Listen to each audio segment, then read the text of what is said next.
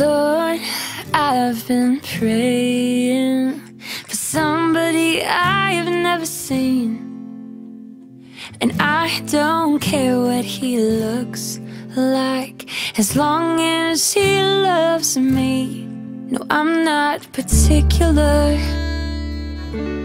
but could he have blue eyes just like the sky, and blonde hair, wavy and light, and 6'2" is my favorite height. But Lord, I don't care what he looks like.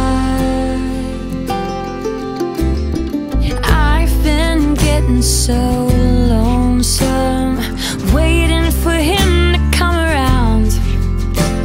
But if you're teaching me patience, I'm willing to wait this one out. Well, I'll be patient.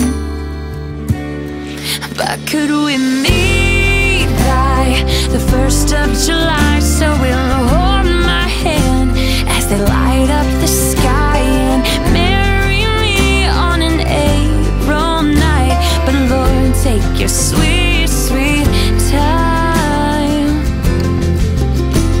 Whatever you want is whatever I want.